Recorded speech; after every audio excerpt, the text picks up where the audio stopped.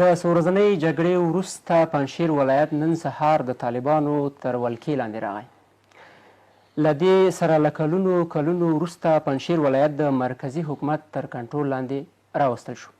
په پنجشیر کې هغه مهال د احمدشاه مسعود زوی احمد مسعود د مقاومت په نوم د اسلامي امارت پر وړاندې بغاوت وکړ چې کله مخکینی ولسمشر محمد اشرف غني هیواد پرېښود او طالبان د کابل په ګډون په 23 ولایتونو باندې حاکم شول. د طالبانو ویان ذبیح الله مجاهد په کابل کې یوې خبري ناستې په وینا کې وویل چې په هیواد کې جګړه پای ته رسېدلې او هیله مند دي چې له دې وروسته به افغانستان په یو امن هیواد بدل شي. د مجاهد په خبره طالبانو غوښتل چې د پنجشیر مسله د خبرو له لارې حل کړي خو هغسې ونه شوه او خبرو پایله ورنه کړه. د پنجشیر د نیولو مسله په نړیوالو رسنیو کې هم ګرمه شوې وه چې طالبان به ونه توانیږي یاد ولایت تر خپل کنټرول لاندې راولي. سلامونه او نیکې هیلې قدرمنو لیدونکو، زه فضل الرحمن سیرت یم. تاسې د نن خپرونې بحث ګورئ. په خپرونه کې پر همدې غږیږو چې طالبان څنګه وتوانېدل پنجشیر ولایت ونیسي. له پوځي اړخه پنجشیر څومره پیاوړی سنګر و. همداراز هند، روسیې، ایران او ګڼو نورو هیوادونو ولې ویلي چې طالبان پنجشیر نشي نیولی. پر همدې موخه په سټوډیو کې راسره د بحث لپاره مبین خان مشهور په جنرال مبین د طالبانو د تحریک د ټولنیزو رسنیو یو تنغړی راسره میلمه دی. مبین صاحب خیر راغلی. ډېره زیاته مننه. خوشحاله اوسئ. ډېره مننه. د پنجشیر وروستی حال که راته ووایي. بسم الله الرحمن الرحیم. د ژوندون تلویزیون له ټولو خبریالانو، تاسو له همکارانو، خاص کر فضل الرحمن سیرت صاحب، تاسو نه نړۍ مننه چې موږ ته مو وخت راکړه. پنجشیر یو له هغه ولایتونو نه و چې په ټول د 20 کلونو کې د قدرت یوه جزیره وه. په تیر نظام کې غوښنه برخه له هغه نه به تاسو خبره چې 600 جنرالان د کرزي په حکومت کې د دوی تقریبا 8 وزیران کلیدي وزارتونه دوی په لاس کې وو. دا چې کله د کرزي په حکومت کې هم دوی هغه څه چې د دوی زړه غوښته هغه یې کوه. وروسته د اشرف غني د حکومت د خلکو امیدونه و چې دوی ځکه د هغه ژمنې دا وې چې زه به فساد راکوم، زه به غله محاکمه کوم. د خلکو یو څه امیدونه و. د وخت په تېرېدو سره د کرزي حکومت هم د هغوی تر سوري لاندې راغله. دا خلک تیر نظام زړور کړي وو. تیر وخت کې ټول افغانانو جهاد کړی ده، لیکن د پنجشیر قمندانانو جهاد نه ده کړی، هغوی پروتوکولونه کړي وو. لیکن د جهاد په نامه ټول هر څه هغوی خپل ځان ته کاش کړه چې موږ جهاد کړی، موږ مقاومت کړی. د پنجشیر له فتحې وروسته هغه څه چې دوی چور کړي وو د روسانو له ماتې وروسته دفاع وزارت په مکمل پنجشیر ته تللی و. هغه د اوس ولید موږ چغې وهلې چا نه منه. نور استخباراتي لاسونه مو خو الحمدلله د وخت په تېرېدو سره د تاسو پنجشیر ولید چې نه چا مقاومت وکړه، نه یې مقاومت وکړلی سو او نه د مقاومت خلک وو. ځکه پنجشیر د مقاومت ځای نه. دوی که مقاومت کو ټول افغانستان د دوی په لاس کې و. دفاع وزیر پنجشیری و. په امنیتي ارګانونو کې ټول د پنجشیر قمندانانو دوی به کړی مقاومت. اصلا د مقاومت روحیه دوی له لاسه ورکړې وه. هغه روحیه چې دوی تیر ځل ورکړې وه خلکو ته چې طالبان پنجابیان دي، راځي خلک خوري، د تاسو کورونه چور کوي، ده هغه روحیه نن خلکو نور سره منه. ځکه طالب راغی هغه څه یې وکړه چې چا تمه نه درلودله. بله. پنجشیر ولایت چې کله 23 ولایتونه طالبانو تر خپل کنټرول لاندې راوستل، دغو خلکو چې ځینې دولت پرې کار هم کوو، لکه د ولسمشر مخکیني ولسمشر لومړی مرستیال مرستیالي لاړ پنجشیر ته، دفاع وزیر هم ورسره لاړه. طالبانو د خبرو وړاندیز ورته وکړ، خبرې پیل کړې ورسره، خو خبرو نتیجه ورنه کړه. ولې نتیجه ورنه کړه؟ سیرت صاحب خبرو خو نتیجه ځکه ورنه کړله چې طالبان د چا غوښتنې نه مني. داسې غوښتنې چې هغه نامشروع وي. 20 کاله د دا نظام وخوړه، د کرزي، د غني، هغه نه وروسته د روسانو سره د پروتوکولونو وکړه. هر وخت دوی د غوښتنو د بدماشۍ په اساس غوښتنې درلودې. د دوی غوښتنه دا وه چې موږ ته به 30% واک راکوي، خارجیان چې راځي تاسو به یې پوښتنه نه کوئ، سلاګانې به نه وړئ، پنجشیر ته به نه راځئ، والي به د دوی په یعنې یو نظام دا خو د اشرف غني او د کرزي نظام نه چې دوی غوښتنې ومنل کېږي. طالبانو بار دا خبره ورته کوله چې ګوره تاسو ته عفو عمومي ده، تاسو په تیر کې جرمونه کړي دي، خیانتونه مو کړي، دا هیواد مو خرڅ کړی ده، عفو درته کوو، خپل ژوند وکړئ. وروسته د نن کار د کوم حکومت کې راوستلی هغه ده که نه، خو دوی په خپلو شرایطو ولاړو. دوی دا فکر کوو چې طالبانو نور خلکو سره ډېره صله رحمي وکړه، موږ سره به نو کنې دا ډېر وخت 20 ورځې دوی ته وکتل ډېرو طالبانو دا نه غوښتل چې پنجشیر باندې باید همداسې په همغه ګرمه ګرم کې ورغلی او که طالبانو تر دې زیات فرصت ورکړی و استخباراتو نړیوالو نورو قوتونو پنجشیر کې مداخله کوله بیا به طالبانو دپاره ستونزمن و. اوس هم په وخت اقدام وکړه الحمدلله د پنجشیر فتحه د ټولو افغانانو دپاره یو خوشبیني وه او دغه د سرطان دانه د ابد دپاره نور د افغانستان له وجود نه پاک سو او طالبانو عملیات ورته وکړه نور به انشاءالله آینده کې دوی ستونزې نه جوړوي. بلې مننه جنرال صاحب. بله خبره په دغه 2 ورځې کېږي د مقاومت د جبهې چې د طالبانو پر وړاندې بغاوت کړی و دوی ادعا کوي چې طالبانو د پاکستاني پوځیانو یا د پاکستاني جیټ الوتکو په مرسته باندې دغه جګړه کې برخه اخیستې ده او عملا دوی یو انځور هم خپور کړی و د یوې جیټ تیارې چې دوی راغورځولې ده. تاسې په دې اړه څه نظر لرئ؟ نو طالبانو که د جیټ تیارو بمبار کړی نو بیا ضیا مسعود په پاکستان کې د قومنده باغه ورکړي وي، د پارلمان رئیس پاکستان کې د قومنده باغه ورکړي وي. دوی د پاکستان معزز میلمانه هغه وخت ثابت شول چې کله طالبان کابل ته راځي دوی په تیاري کې ځي پاکستان هیواد کې کوزیږي او د عیسی مشر د سفارش دپاره رالیږي. دا منطق نه مني. دوی مخکې تنها پاکستان نه د ټولو هیوادونو استخباراتو د افغانانو د زجر او د سکنجې دپاره دوی کار کړی ده. دا منطقي نه ده چې یو څوک دی وایي په هلمند باندې چې طالبانو چې هلمند نه رانیولې له قنداره نیولې تر کابله پورې دا ټول سیمې ونیول دلته چېرته بمبار طالبه کوم چورلکه درلودله طالبان راځي پاکستانیان له اسلام آباد په پنجشیر باندې بمبار کوي. دوی د ثابته کې ده چې اول خو پاکستاني تیروز دا کاملا ردوم چې دوی بمبار نه ده کړی او نه بمبار شوی نه په پنجشیر کې هغسې جنګ شوی چې دوی انځور وړاندې کوي. ورانه نه ده شوی، بازار نه ده وران شوی، د چا دکان نه ده چور شوی. څنګه چې کابل پر امن فتح شو راغلل طالبان پنجشیر کمربندو کې دوی مقاومت وکړ. نور چې کله په کمربندونه مات شول دوی وتښتېد او دوی دې وشرمېږي چې اوس هم د پاکستاني الزام په طالب لګوي. د دوی ټول لنډغر په اسلام آباد کې ناست دي. له دې هیواد نه تېښته وکړه هغه که د حزب وحدت مشر ده چې بدماشان به په دې هیواد کې په افغانانو کوه. د دوی هغه کلیزې دغه اژده ثور چې ده چې اژده ثور ده که چې 2 ورځې پاتې ده یعنې د کابل ښاریان دا اوس دومره خوشحاله دي چې شکر چې هغه وخت نسته. خلک په موټرو ووهه په برشو یې ووهه ډزې پرې باندې وکړه. هغه وختونه نور لاړل. دلته به نظام حاکم وي. نظام د ټولو دپاره یو شی ده. پنجشیر د افغانستان خاوره ده. په دې خاوره باندې طالبان اوله ویلي چې که د موږ زرګونه خلک پرې باندې قرباني کېږي موږ دې ته تیار یو. حاکمیت د نظام داسې نه راځي چې ته به ماته د زور ښیې او ماته 30% حکومت به له طالب نه غواړې. نه طالب د چا بدماشي مني. امریکایانو تر وروستۍ شېبې د کابل په هوایي میدان کې رابطې له مشرانو سره کولې چې موږ ته وخت لږ جای بالاخره تاسو ولیدل چې هماغه کومه نیټه چې ورته ټاکل شوې د دوی وروستی پرواز چې کېده زه هلته موجود وم. ټول طالبان خپل رب ته په سجده شو چې یو د سرطان دانه ختمه شوه، دویم پنجشیر و هغه هم خلاصه شوله. بلې خلک اندېښمن دي همدغه مسلې ته زه راځم چې تاسو یادونه وکړه چې دغه د حزب وحدت یا ځینې نورو ګوندونو مشران په پاکستان کې دي. خلک اندېښمن دي چې دوی به په راتلونکي حکومت کې کیدای شي داسې انګېرل کېږي چې طالبان به دوی ته ځای ورکړي بیا به هماغه رقم باندې په چوکیو باندې وي لکه پخوا چې څه ډول چوکۍ وي. آیا داسې به وشي؟ څومره پورې چې موږ د ذبیح الله مجاهد صاحب خبرې اورېدلې دي د ډاکټر نعیم صاحب ما اورېدلې دي قطعا دا امکان نه لري چې دا لنډغر دا خلک چې هیواد یې خرڅ کړی دی خلکو چې جنایتونه کړي غصب یې کړی ده دا د طالب سره په راتلونکي نظام کې ځکه طالب خو راتلونکی ملت ته جوابدې ده. اوس خو نظام د طالبانو ده. اوس که هر څه کېږي که بدامني وي که قیمتي وي که په یو ځای کې جنګ وي ګوته طالب ته نیول کېږي. اوس خو غني نشته اوس خو نور نشته. نو دا چې طالبان هغه پخواني جنایتکاران راوړي په واک باندې دلته په موږ باندې حاکمان شخصا ما ته خو د برداشت وړ نه ده. همداسې او نه به طالبان داسې کار وکړي انشاءالله. زه درته یقین اطمینان در کوم چې طالبان به کله هم داسې تېروتنه ونه کړي چې د تیر نظامونو لنډغر زورواکي بدماشان هغه بیا واک ته راولي. او د یو عادي افغان په صفات باندې هر څوک کولی شي په دې هیواد کې ژوند وکړي. دا هیواد ده خاص کر تجارانو ته طالبان ډېر لیواله دي. د دې هیواد نورو وګړو ته هغه خلک چې د طالب نه خلکو ډار کړي دي سرمایه پرېښې شتمني پرېښې تللي دي. اوس موږ ګورو ورو امیدونه پیدا کېږي راځي او انشاءالله العزیز دا هیواد به په ډېر ښه طرف باندې روان شي. بلې همدې خبرې ته په ربط کې د طالبانو راتلونکی حکومت به د همه شموله خبره کېږي یا د ټول شموله خبره کېږي دا به څه ډول همه شموله وي؟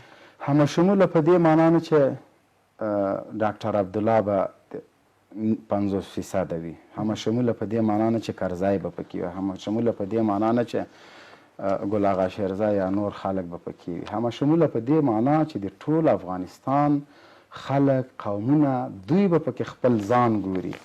دا معنا نه چې اوس د هزارهګانو د قوم نه به راجګېږي محقق پکې و نو همه شموله سو، اصلا هغه همه شموله نه ده، خو د زورواکانو حکومت همه شموله په دې معنا چې له هرات نه تر جلال آباد، له جلال آباد تر بدخشان، له بدخشان تر خوسته هر افغان خپل استازی په دې حکومت کې وګوري. هغه په دې معنا نه چې هغه به په تیر بم په حکومت کې و، 20 کاله هغه د امریکانو سره وخوړله، موسساتو سره کار کو، جاسوسي یې کوله، هغه د ګل طالب سره. دا همه شموله نه ده، دا خلک غلط فکر کوي. همه شموله دا معنا د پوهنتون استاز به یې پکې، محصلین به پکې وي، کدرونه به پکې وي، هغه خلک چې استعدادونه درلوده په تیر نظام کې هره چوکۍ په ډالرو خرڅېده، اوس به هغه ځوان ته مستقیم هماغه چوکۍ بې ډالرو ډېرې شپه ته پیدا کېږي تر څو د دې هېواد خدمت وکړي. موږ انجینرانو ته ضرورت لرو. پرون یو پیلوټ چې له کونړ نه طیاره راولېد، دومره هرکلی وشو، خلک ورغلي، یعنې یقیني نو موږ پیلوټانو ته، انجینرانو ته، کدرونه خو ټول دوی وتښتول. دلته حوزې په پیسو خرڅېدلې، امنیه قمنداني په پیسو خرڅېده. خوست د ولایت د والي خبره ده، ماته یې کړې ده، وایي په 14 لکه ډالر ما د خوست ولایت اخیستی. هغه ښه م پوهېدم چې نظام سقوط کوي، نو داسې چوکۍ خرڅېدلې. اوس به هغه خلک چې کدرونه دي، پیسې نه لري، غریبان ول، په ډېرو مشکلاتو یې تعلیم کړی، اوس هغوی ته د خدمت دروازه خلاص شوه. دې ته همه شموله وایي چې د یو غریب سړي کورنۍ والا زوی چې ښه استعداد ولري، هغه راشي سبا دلته د موږ تر څنګ ودرېږي او ښه وظیفه ولري، بې لري شپاته ولري. دا همه شموله ده. بلې دې ته راځو. تاسې د استعدادونو او د کدرونو خبره وکړه. د طالبانو په راتګ سره په ګڼو وزارتونو کې مولوي صاحبان راغلل، په چوکیو باندې د سرپرست وزیرانو په توګه یا د ریاستونو د ریاست د کنټرول لپاره دوی راغلل. ځینې خلک، ځینې ځوانان، ځینې لیسانس، ځینې کدرونه داسې انګیري او داسې ویره لري چې دوی به یوازې د حکومت تر خپل انحصار لاندې راولي. آیا دا به همداسې دوامداره وي که لنډمهاله به وي، بیرته به ویشل کېږي دا چوکۍ؟ سیرت صاحب محترم، ګوره اوس حالات نظامي دي. طالبان راغله، په 20 ورځو کې چرګ و تاګۍ کې د چرګوړی نه باسي. طالبانو 20 کاله تېر سو، خلک دومره لوړ امیدونه کوي چې هر سړی کوشش کوي. ما ته څو کسانو ټلیفون کړی، جنرال صاحب وزارت خارجه، جنرال صاحب سړی لږ انتظار وکړه. دا دلته دا تیر نظام په لکونو مامورین درلوده، دا بیرته به هماغه مامورین راځي. نوي خلک په کرکټ بورډ کې تیر نظام دومره غبن کړی چې کرکټ بورډ کې 25 26 40 50 کسانو ضرورت په واسطو، په رشوتونو، په نورو پلمو باندې، په مداخلو باندې د هغه تعداد 250 ته رسولی ده. دا مشکلات ټول دا به حل کېږي. سیرات صاحب، موږ ضرورت لرو، ټول ادارې ضرورت لري، په خپله به دوی ته وایي چې راسئ، په خپله به د هر وزارت، د هر ادارې او که په راس کې طالب و، حق ده.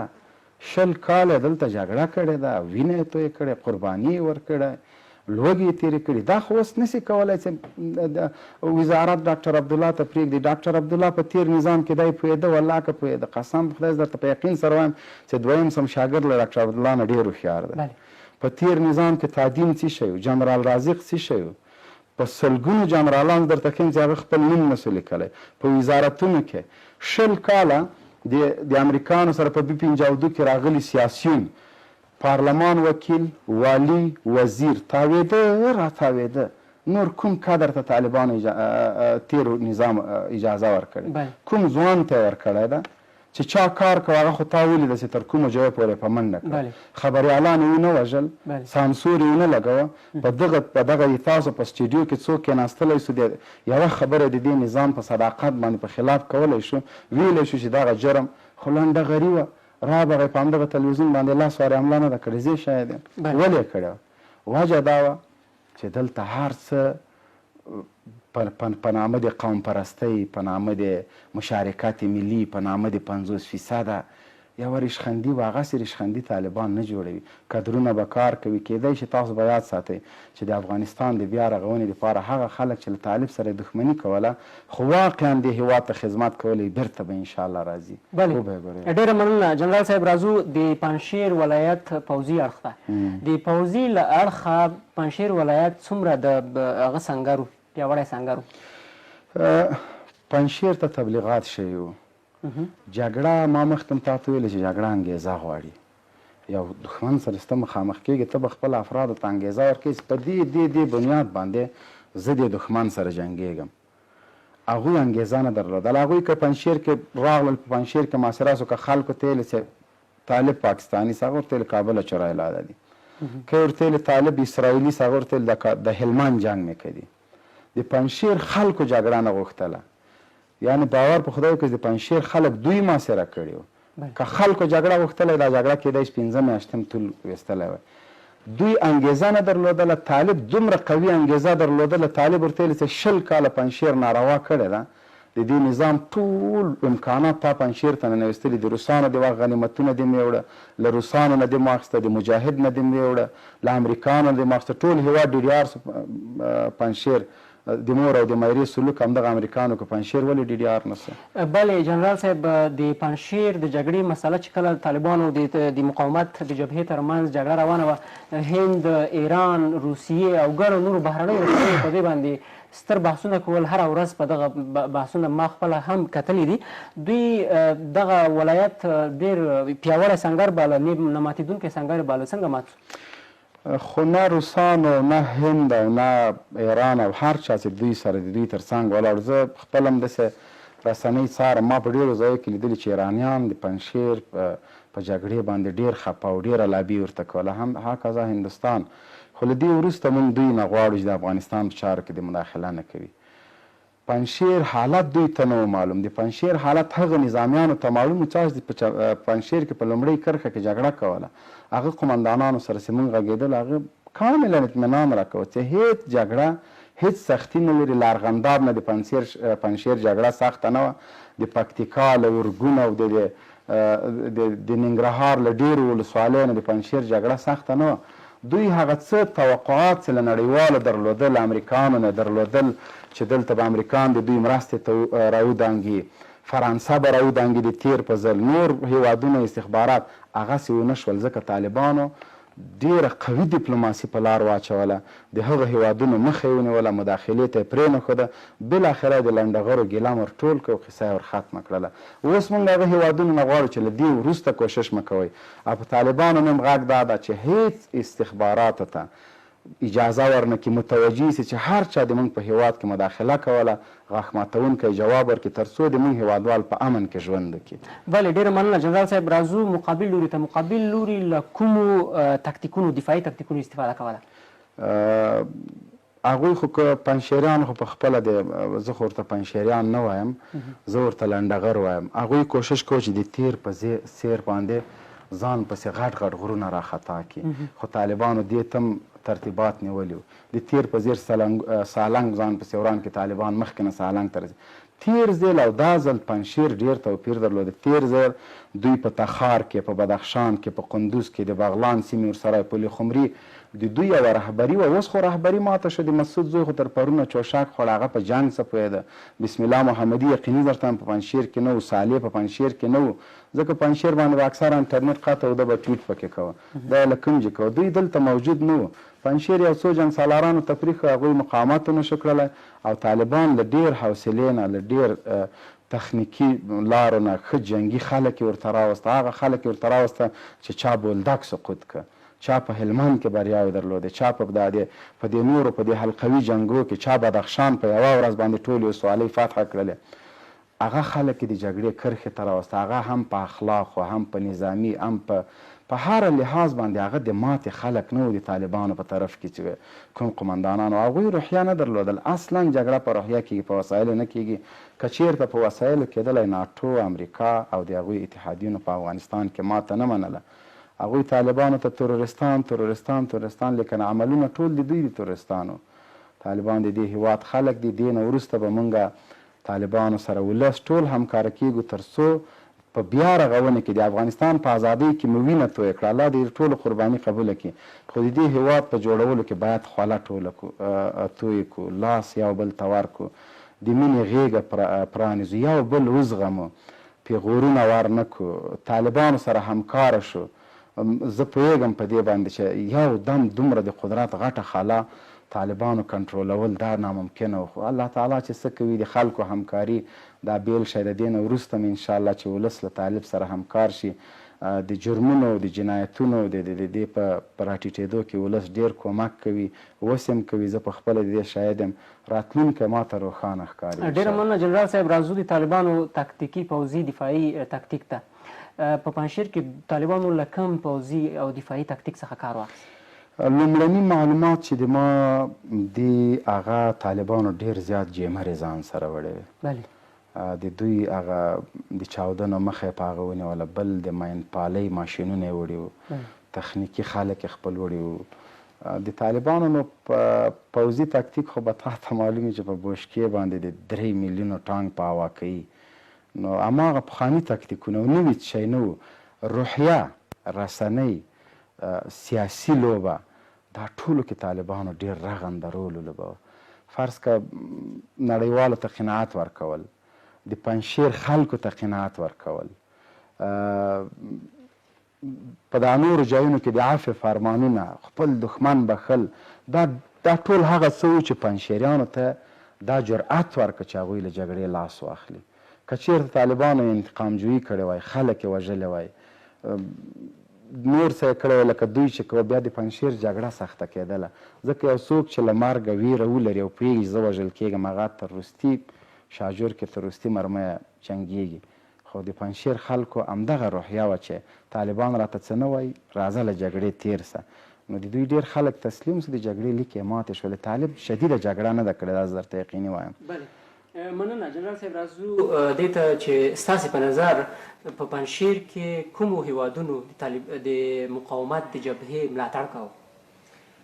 نو دغومره چې ګاونډي هیوادونو ورسره کوه چې څوک یې په څنګ کې و، علني هېچ چا دا جرأت نسو کولی چې ووایي، خو د هیوادونو ملاتړ و، د بهرنیانو اطمینان و. تر دې اخره پورې امریکا لاس نه واخیستی له پنجشیر نه، هندوستان نه واخیستی. هغه خلک چې همیشه همدا د مقاومت جبهې په نامه باندې په افغانانو ته مسلط کړي و، هغوی لاس نه واخیستی.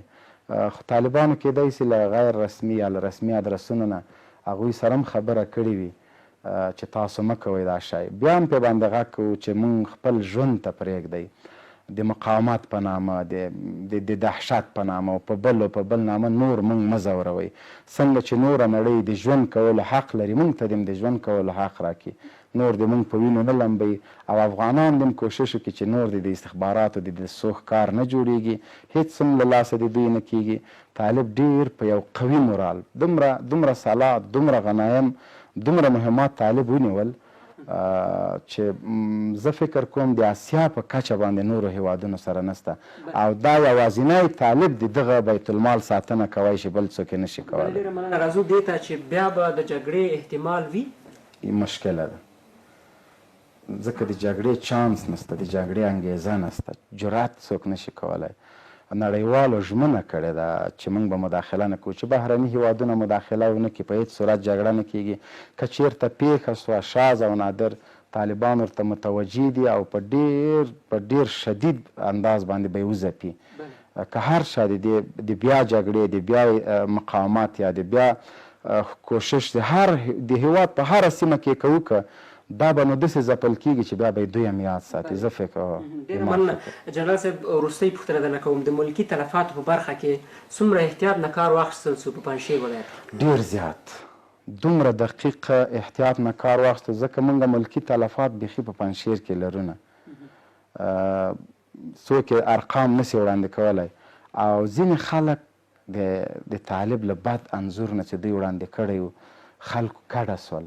اوس هم مخکې چې کوم ملګرو رابطې کولې ملګرو سره، هغوی دا ویله چې د پنجشیر خلک ورو ورو بیرته راځي خپلو کورونو ته. خپلو جایدادونو ته او د طالبانو لخوا اعلانونه ورته کیږي چې هیڅ مشکل له چا سره نه لرو. تر دې وروستۍ وخته پورې هم که چا موږ سره جګړه کړې په پنجشیر کې هغه سره مشکل نه لرو رادې سي. نو انشاءالله ملکي تلفاتو باندې ډېر مخکې هم طالبان د کابل په نیولو کې د ولایتونو په نیولو کې ملکي تلفاتو ته ډېره وخت نه مخکې نه طالبانو توجه اړولې ده. بلې ډېره مننه ښاغلی جنرال مبین د طالبانو د تحریک د ټولنیزو رسنیو یو تن غړی. مننه چې تاسې خپرونې ته راغلئ او په بحث کې مو راسره ګډون وکړ. سیرات صاحب تاسو نه هم یوه نړۍ مننه ستاسو همکارانو. الله مو عزتمن قدرمن. قدرمنو لیدونکو له تاسې هم مننه چې تر دې دمه له موږ سره وئ. په پاک رب مو سپارم ښې چارې ولرئ د یو ودان او سوکاله افغانستان په هیله.